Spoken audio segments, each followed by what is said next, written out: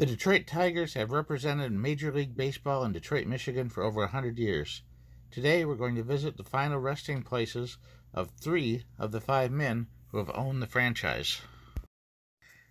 Frank Navin was an attorney and accountant, and although technically not the first owner of the team, he was involved in the initial franchise that set the team up, and he soon became a partner and owner and was responsible for much of the early success of the team, including the signing of Ty Cobb as their star player. Businessman Walter Briggs took over the company ownership and made the stadium into what most of us today remember as Old Tiger Stadium, although it had previously had the name of Briggs Stadium. And you can see the changes here over the years. Here's where it became Tiger Stadium under the ownership of John Fetzer, the broadcaster based out of Kalamazoo, who kept the team for many years as well, before selling out finally to Mike Ilitch, who developed Comerica Park. I know a lot of people miss the old Tiger Stadium, but I have to say Comerica Park's a beautiful field and a great place to get out and watch a ball game. My father-in-law was a big fan of the Detroit Tigers and had never attended a game, and the last time I went was when me and the wife and the family picked him up and took him down here for his first ever Tiger game, and he really had a great time and enjoyed himself immensely. It's one of our best memories of spending time with him before he passed away. Frank J Navin, one of the earliest of the people involved with the Detroit Baseball Club, and the builder of Navin Field, which was the original name of the first original Tiger Stadium that everybody my age grew up with. And we could spot this one right away coming down the street because instead of lions or lamps, he's got a beautiful pair of bronze tigers out front with a little bit of decorative paint on them. Look at that. That's hollow bronze. That's some beautiful, beautiful style tigers here.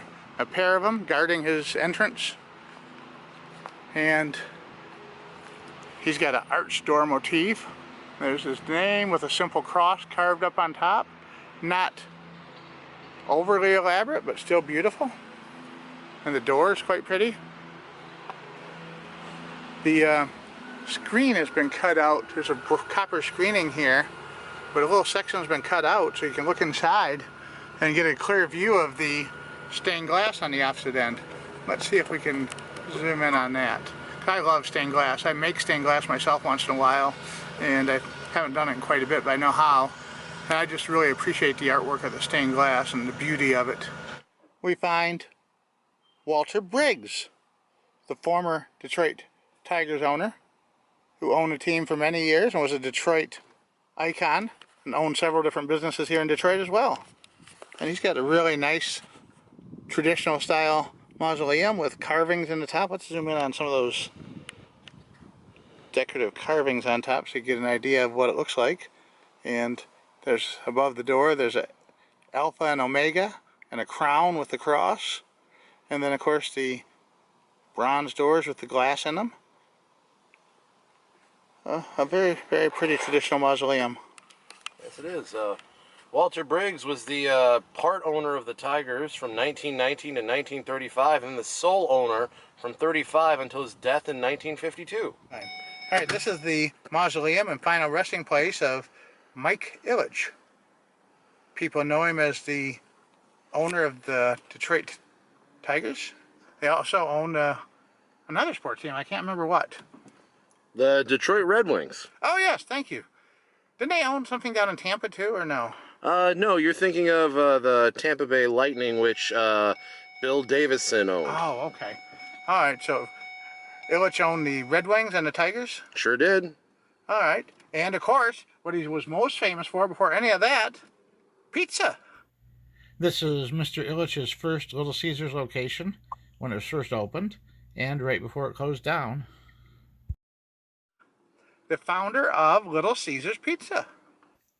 2 other Detroit Tiger owners that we didn't mention are John Fetzer, owner of Fetzer Broadcasting Company, who is buried in Kalamazoo, Michigan, and Thomas Monahan, founder of Domino's Pizza, who is still very much alive and active in his charitable and educational work.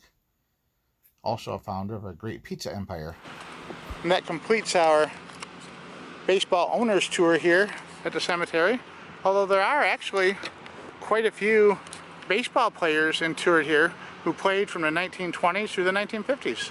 But we don't have time to stop and visit them all today.